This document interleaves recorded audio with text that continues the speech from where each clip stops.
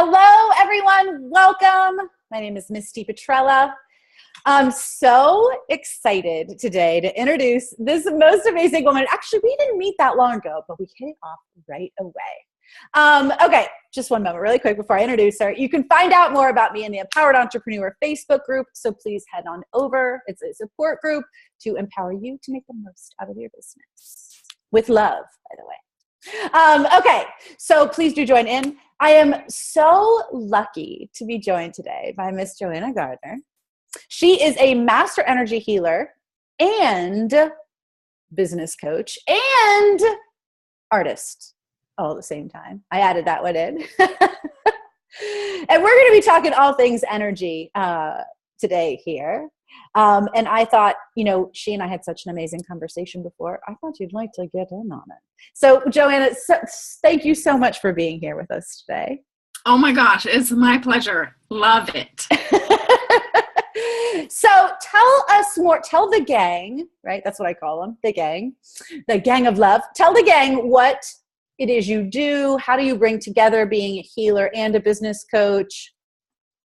My history, my story, right? Yeah. So 20 years ago, I got in a car accident and I ended up talking to a Reiki master, and she actually validated that I had some issues with my neck. And I was like, how on earth does she know that? She doesn't have the x-rays that the doctor had. And so I was like, okay, there's something to this. And so I became a Reiki master in 1995. And so I was always interested in energy and always interested in the woo-woo. Ended up actually owning a company called Woo Woo Parties. And that is awesome. But in between time, I was doing corporate work. I worked at Boeing for 10 years doing web design, and then figured out that I really wanted to be an entrepreneur. And so I ended up buying $7.5 million worth of real estate and doing the crazy real estate journey, and yet was just kind of miserable. And I figured that maybe perhaps there was something more to life.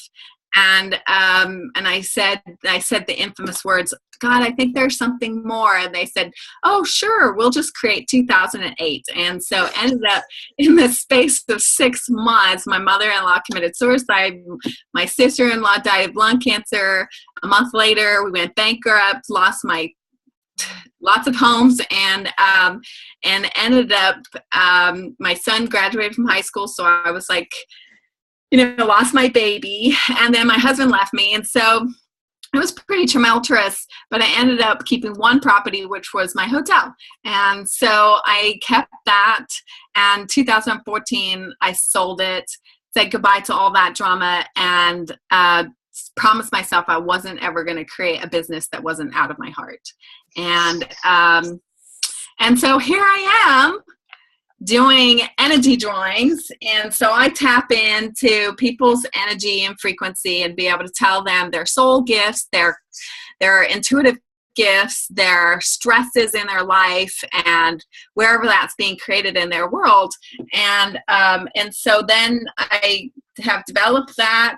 I've been doing it for 15 years plus on the side. Now I'm doing it, full time and loving it. And then because of my just passion towards entrepreneurs, being able to map that healing ability to be able to help businesses and entrepreneurs be able to work on their businesses and find out what their core issues are, where is their energy going, so that perhaps we can tweak it a little and get the flow going. So I'm just really loving it.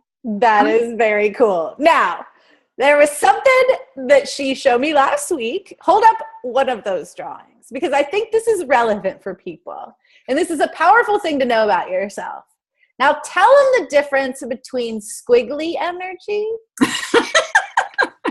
I'm telling you guys, I've been thinking about this for a week. It blew my face off, okay? She tell me what kind of energy I have. I'll tell you in a second.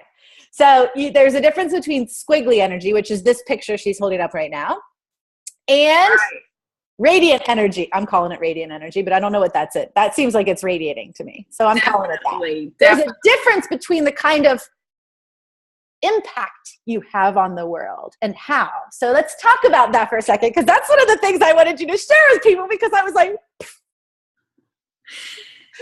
Yes. Well, okay. So stripey energy, which I call it. So stripey. I like stripey even better. So stripey. So stripey energy is a person who is on the masculine and frequency, and they have a tendency to they need to do something in the world. They're going to leave something in the world that is a physical manifestation, whether a building, whether a book, whether even just an organization. Whereas the curly energy is somebody who is on the feminine side, and their frequency is about being, and they're akin to a Wi-Fi center. So similar to somebody who could sit in the Taj Mahal for the rest of their life and just beam out a higher frequency. And that's their only job, is to just be brighter and lighter and more loving. And they'll fulfill their purpose. I mean, an enlightened being can create an energy field of thousands of feet in diameter and help millions and millions of people. So just by their frequency alone. So guys, I mean, I'm saying guys, but mostly ladies are watching this. There's a couple guys in the group, but it's mostly women, right? Not all of us, even though we're in this very masculine society, right? I was like, oh, I'm an energy taker because I was action taker because I was brought up by action takers. Like it was a very type A family, right? And so like, I feel driven to action, but I'll tell you, I'm a squiggly. I'm so glad you resonated with that. I so resonated with it because I'm also, in my history, I'm an actor. And so for me, that carries that same, very similar energy to it. You know what I mean? Like that's a being thing, not a doing thing, right? Acting is more like the more natural you just be right. while you're on stage, the better you are at it. And so I know exactly what you're talking about, and I can do that. I can be that, actually. You can be that, for sure. I think that's really powerful for our viewers, because I think that there's a huge push in entrepreneurship to hustle so hard. And while there does need to be a good amount of action, it doesn't have to, like, not everyone is supposed to be a hustler. Absolutely. Years. Absolutely. Can you, here's a question that just came up. Can you be your way into being more successful? Let's talk about that, because I bet people are asking. Oh my God. Success? Well, we're going to talk about it. So absolutely, your vibe is what attracts your tribe, right? And it's kind of like the saying. So your vibrational essence is then attracting the energy that comes into your life. Like energy attracts like energy. So the higher vibe that you are, the higher the more success you're going to attract. I mean, it's just definitely a co-creative environment. Absolutely. So definitely. That is very cool. So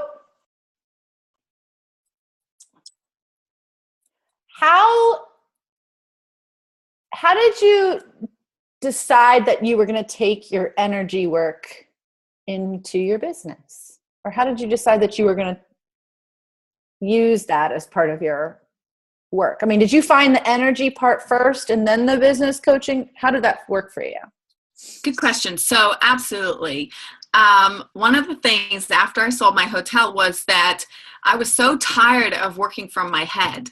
Right?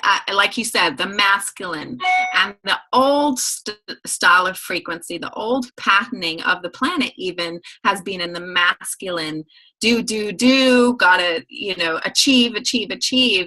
And I think a lot of frustration, a lot of angst that's happening right now is that transformation that we're actually going from the masculine type archetype to the feminine archetype. And what does that mean? How do we transition from our head to our hearts? How do we really live from our heart versus what our head says? Our head is a very old we talked about it last time in terms of the DOS programming. Oh yeah. It's a computer, right? And the way to upgrade your computer is through your heart. Your heart is connected to source. Your heart is connected to the infinite. And so this whole transition that's happening is that we live from our heart. And I've had a history of living from my head, and that caused a lot of misery. I was, I had, on my balance sheet a net plus millions of dollars, and I was still miserable, and I was waiting for this happiness check to come in the mail, and it never came. And I was like, but I've done all the right things. I have, lots of property, and I have a beautiful house, and I have a great husband, and I have a great car, and everything seems on the outside perfect, but internally I was having a lot of struggle, and that was because I wasn't living from my heart, and I wasn't living from my soul. And art and healing has always been part of me, of my soul, of who I am at the essence. And I get lost in all that, and that's my flow. And so from having those two experiences, the dichotomy of living from my head and not being happy, and then finally just surrendering and saying, okay, fine, I'm going to live from my heart, which requires you to investigate the reasons why you didn't do that in the first place, why you didn't live from your heart, 20 years ago. And so there's a lot of belief systems trapped in my brain. And so I had to investigate those and constantly, check in. I was like, oh, I have this belief, negative belief system. I have this negative belief system, and being able to work with those and send love to them. And then of course, being more in my heart. And it's just, I'm in love with my life now, because I'm really doing my thing, my service, and being able to meet with clients all over the world and just connect with them from a heart-centered place, and being able to direct them and give them the acknowledgement that your heart is so wise and so beautiful, and it has the intelligence to be able to direct your life and get you into that flow where there is no time. You're just gone from one thing to another. So honestly, it wasn't about what I thought other people would want from me. It was really getting to this place where I was so tired of living from my head that I just said, okay, I'm just going to live from here. And my artistry and my healing is just who I am. And I love it. Now, that is a beautiful thing that I'm going to re-underline just so nobody misses it. Okay. There is the profound shift we're in the middle of right now is moving from your mind having control to your heart having control. Now, there's a lot of mind that comes up when you're shifting into the energy of your heart. That's not going to work. That's dumb. You need to think about me. Your mind is going to argue with a little. Did you struggle? Because I'm sort of definitely in that shift myself, right? I'm definitely in that shift right now myself. And so where do you find that you struggled with that? Or how did you sort of are you still in the midst? Are you still swimming the channel? Oh, I'm pulling out every tool from the book, it's the last 20 years of training of personal growth work, and being able to utilize those tools on myself and then work with other people. But it really is, it's being able to realize that these beliefs that we've inherited and accepted as our own they're not true. And Katie Byron is probably one of my, favorite teachers. And, she just, her process of the work and the 4 questions, and being able to go through those questions. And of course you go through these peripheral belief systems, oh, do I look good? Do I, feel good? Or all these things. And then you get to the real core questions and these really core belief systems that you've put on yourself as your identity. And that's where the real work comes in, because you have to acknowledge that that's not really your identity. That's just a belief. And oh yeah. if you've ever done the work, I mean, you once you've gotten rid of a belief system, Then you're like, what am I? Yes. That's like, exactly. if I don't have all of that, what am I? I remember that question. It feels very interesting. Yeah, because the essence of who we are is love, and the essence of just pure energy, and what we understand is that energy cannot be created or destroyed. We are who we are. We're already here. We can't destroy ourselves, so we better darn well accept ourselves and just enjoy the process and enjoy the journey. And it's a dramatic journey. I mean, we're on the planet of arts and drama, and so why not enjoy the drama of it? But once we're tired of that particular drama and we want to go to a new drama, then, it's that process of being able to see where we're hooked into those old belief systems and set ourselves free. That's really cool. Now you can see why I had to talk to her. She's all about love and business too. Hello. So cool. So cool. So when you were like, I'm leaving corporate, right? Because like many people have that surge of energy in the entrepreneurial way. How did you sort of work your way out of that into working for yourself full time? Was that a difficult transition for you to make? What was that? Yeah, good question. So I was in my early 30s, and I had been grandfathered into the web environment. And one of the funny things in mid 1990s was that the executives would say, oh, it's just, this internet thing's going to go away. And they would get their secretaries to print out their emails and then have, they dictate their emails back through their secretaries. This is terrible, right? So it wasn't going to stay around. Well, I was grandfathered in because of my artistic background. I was able to communicate through pictures. And so I taught myself HTML and JavaScript. And so and then went back to school and did computer science degree. And so what I did was I kind of went into the web design environment.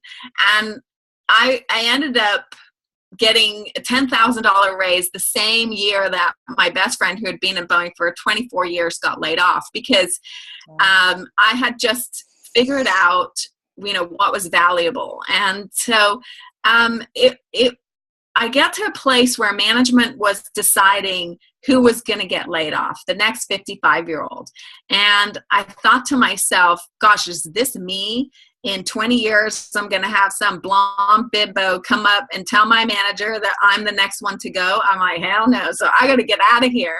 And so I ended up, teaching and learning ferociously real estate investing, and ended up having I had done a huge deal, ended up having a lot of cash in my bank account, and said, adios, Boeing, love ya, but I'm out of here. And that same week, my dad, who had worked at the corporate for 25 years, got laid off. So it was so interesting to go through this journey of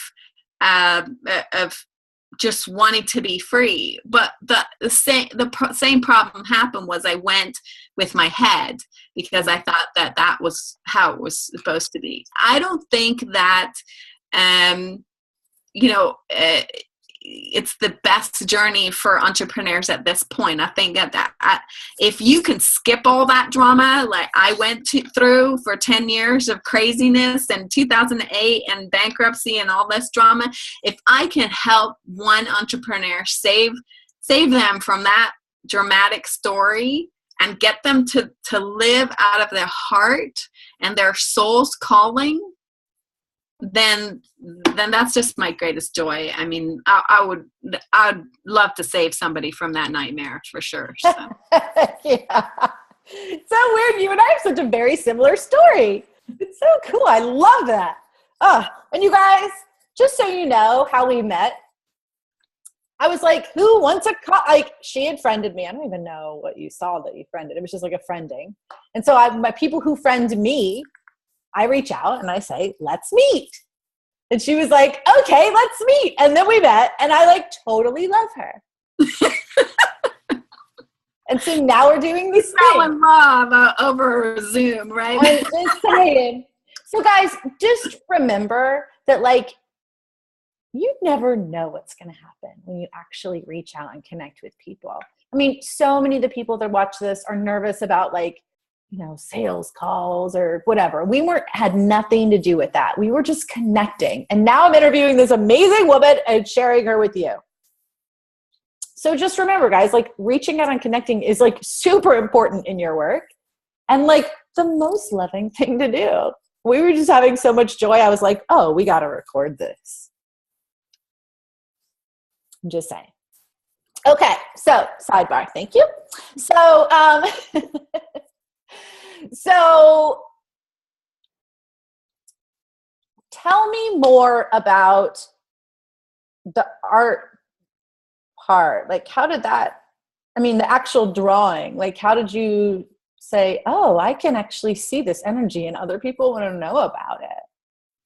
Good question. So in 2001, I had already become a Reiki master and I wanted to teach. And so, of course, because of my artistic background and my love for color and pencils, and so I really wanted people to understand how to connect with the frequencies and the energies around the body, because obviously if you can change somebody's energy, you can change their life, right?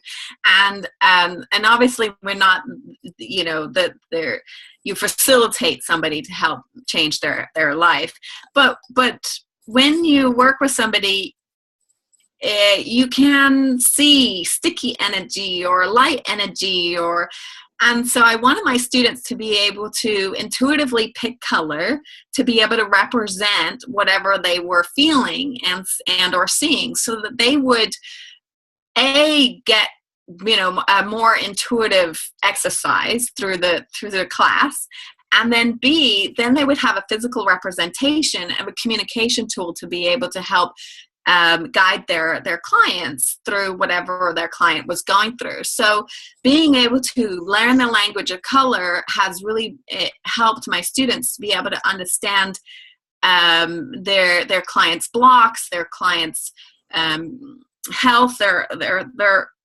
their intuitive messages. And so it came from that, and that's how I literally just thought about this idea. Well, I could get my colors out and get a sketch of a human form and then see what happens. And the students really loved it because they could figure out what red meant and what yellow meant and all these other different colors. And so they got a block of information in regards to what was going on with their clients. And so since then, I've been doing these drawings for my clients as a gift for the class. And it's kind of, you know, it's a sweet gift for people to understand that they have a frequency, and some dramatic stories have happened because of the drawings. And one lady, tell me one. Well, so one lady, I had done all the drawings and I offered the drawing to this client, and I had never met her before. And yet the evening before, when I tapped in, I was like, wow, she has a little bit of angry energy. And so I was kind of like, oh, I'm not sure whether she's the right person in my class, but then I realized, oh, she has a big heart, so we're good. And so when I met her face to face, I was like, oh, well, she's so sweet, you know. But when we started digging in and I offered the drawing to her, and I said, well, you know, you seem to have a little bit of angry energy. And she said, because it was all red, you know, and she said, oh, no, it's not me, it's my husband. And I said, really? It's your husband? She goes, oh yes, he's a blah, blah, blah. And I was like, well, okay. And so she kept on going, and I was like, well, she said, we're getting a divorce. You know, I think they'd been married for like 30 plus years, and she'd filed for divorce, and it was really not looking good. And I said, well, look, okay, can I just share something with you? Is that like energy attracts like energy.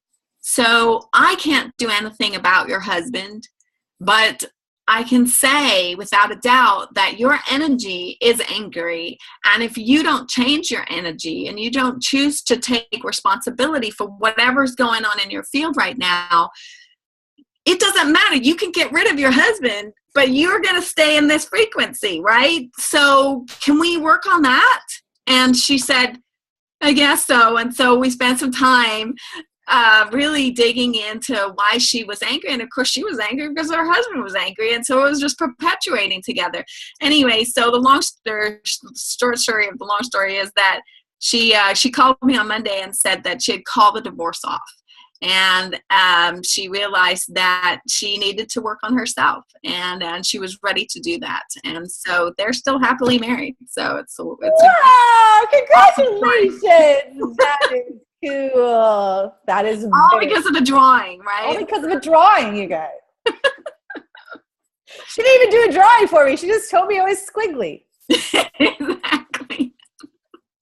I'm telling you, very cool. So the wonderful thing about the drawings are that if you can see in the mirror and you haven't looked in the mirror for 20 years, and then somebody shows you a picture of how you've gained 20 pounds and you're like, oh my gosh, where did that 20 pounds come from? And then you have the choice to change it.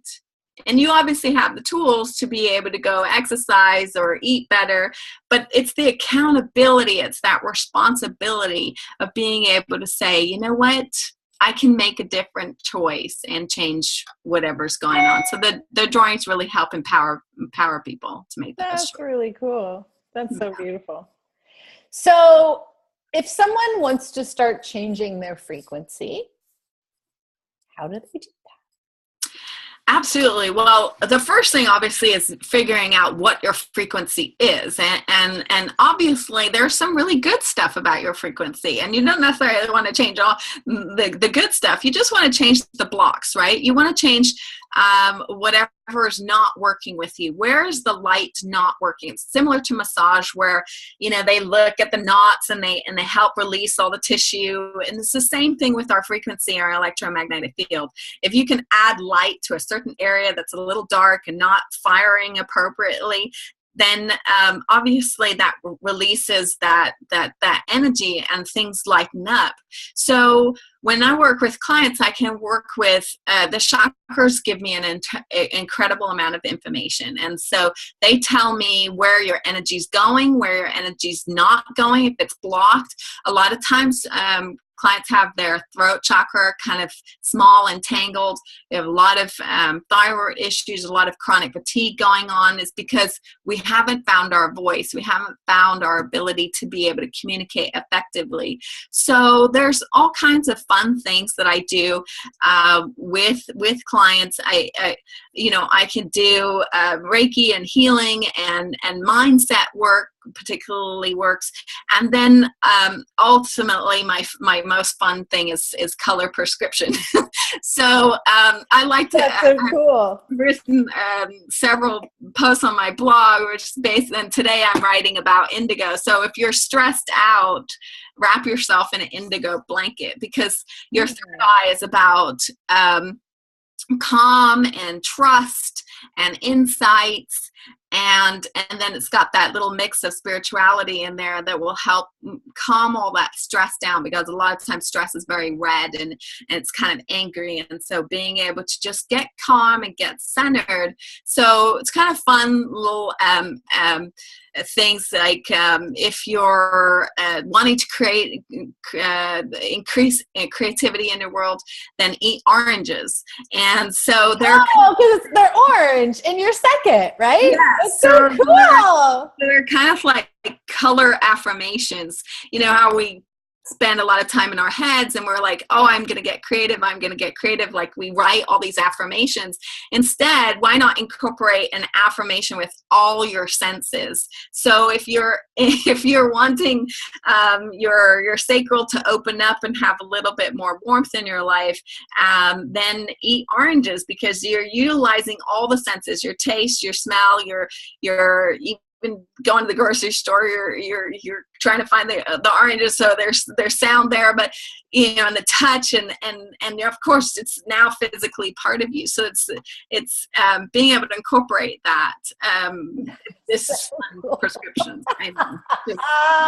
That is so cool. But if you do it with intent, it's an incredibly powerful thing. Eat bananas if you're stressed out financially, right? So because the yellow brings in that solar plexus energy and helps you feel a lot more secure. So that is beautiful. I was just going to say, I have a lot of people with abundance issues. So I was thinking like red or yellow. I guess, or yellow would be really good too. That is okay, here's why I think that's so cool, because I'm always talking to people about the clarity you actually need to create what you want. Most people are like, I want 4 clients. Well, that's actually not enough clarity. You know what I mean? And so I'm like, you have to be able to smell, like taste the taste and feel the feelings of having the 4 clients and, using all of your senses. Exactly. Like in the creation of the visualization, right? Like one of the example I use is like, I want to be interviewed by Oprah because she's just so excited about my work. She's like, I have to interview you. And so like, I can see the room we're in, I can see the camera pointing at me and one pointing at her, and the lights. I can see the color of the wallpaper. I can smell the candles in the room. Exactly. I know what house we're in. That's not actually her house, but it's like the side, like her guest house. Like I can see all that part. And so what you're talking about is like dialing that up even more. Yes. Every time you go shopping, it's like add in color. Incorporate more color in my foods. And obviously there's actually science related to all of this kind of funny stuff. And the grapes actually help open your brain and your right brain. So there's some fun things on my blog, but it is really interesting, how we can incorporate more color into our lives and with intent, obviously. Is the crucial part, like in any affirmation, and engage all our 5 or 6 senses. Being able to incorporate those into our life really help shift the energy. They will shift there. That's cool. I'm adding in more color, guys. That is just really beautiful. Okay, so couple like rapid fire-ish questions. Who is like your, like, I know you said Byron Katie, but who are you like super loving right now? Whose work are you really following? Who are you? Well, Matt Kahn is probably one of my favorites. I love him. And I found him randomly in Portland. Yes. He has a book out. It's brand new. Whatever Arises, love it. I'm like, oh my God. Yeah. Have you read the book yet? Of course. Yeah. I actually have known Julie for a decade or more. And so I got to meet Matt. I resonate with it. It's all intertwined. Intertwined. Most people don't know who he is yet. Oh. You know what I mean? I don't think he's like a name people, like some people do. And I'm always like, oh, you know who he is too? But I don't hear him like, it's not like Tony Robbins yet. You know what I'm saying? Not yet. But 10 years ago, we sat down and had coffee and I said, look, you're the next Eckhart Tolle. And he's like, okay, cool. So 10 years later, it's really fun. And you know him so long. Yeah, they came to Dallas and Austin. Of course, I'm pretty close, and so I got to help them. Yeah, they do the West Coast guys. So like they go all the way up from Portland down to Northern California. I don't know. Did they go to LA too? I thought they were just sort of in Northern California. Not yet. Yeah, right. And now I guess they're going down to Texas too. And it's the two of them. And actually, Matt does most of the talking. Julie kind of does some stuff, but like Matt does. And I got to tell you, he's the kind of person you have to listen to with your entire body. Do you know what I'm saying? What I mean that? Or do you know what I mean when I say sometimes that? it just works on he's a totally different channeling. Yes. God. Yes. Like I have this sense that he doesn't really have any idea what he's going to talk about until he gets up there. No, he really, he does download the information. And of course he's like that you know, inside and out of Yes. his talk. So he's just who he is, and he's a sweetheart, and I love his incredible insights, and he just is as authentic as he can be on a consistent basis. So he has like a very Buddhist-esque flavor to it. Yeah, actually his old name was Buddha in Blue Jeans. I never knew that. That is so funny that you say that. It has, because my sister's a Tibetan Buddhist, and so really devoutly, and so I'm sort of some familiarity. So I hear some like things he says, and like the compassion and love part. I was like, I don't even know how I found him, but I was actually in Portland when I found him. Oh, perfect. Yeah. Yeah, they go to Portland a lot. Yeah, they have like a monthly session there, and people just like sit and listen to him. Yeah. But he has phenomenal YouTube videos. I mean, you guys, and they're all sizably, and like they're all like an hour and a half, and the whole time I'm like listening. It's like seeping it into my entire body. I don't know how to describe it, and then I have no idea when I'm done when I just listened to you, but I know it's in there. Do you know what I mean? Yeah, they're perfect to go to sleep to. I think they're upgrading my subconscious as I sleep. So yes. Oh, I love that you love, and you know him. That is so cool. How did you meet again? How did you actually Julie and I have mutual friends, and so Julie and I have been in contact for a long time. So yeah. Small world. That is so cool. Okay, that is so cool. I had no idea you were going to say that. What a small world. I love this universe. Okay, are you reading his book right now? I've actually read his book several times, and I thought it was just out. Did a new book come out, or is it just? No, it's been out for at least a few months. But, okay. Yeah, maybe. Yeah. And then I love it so much I gift it away, and so then I have to keep ordering it on Amazon. I gotta get one. Yeah, during the Dallas event, we had hundreds of people come through, and Julie had dragged like 17 books or something from Seattle, and she's like, yeah, if you get rid of those, then I don't have to travel with them. And I'm like, okay, so you want a book? It was an awesome book.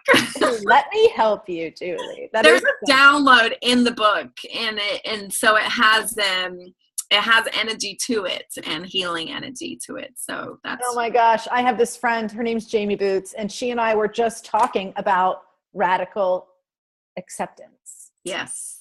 And I feel like that's kind of what the book is called. Whatever's arising, love that. Yeah. Right. It's easy to love, guys, when it's easy, but like loving when it's hard. And that's what this book is about.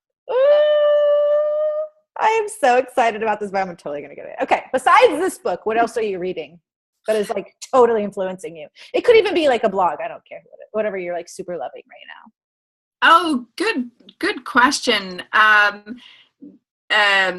What is the Gay Hendricks book? The Leap. I have not read this book, and it's been out forever.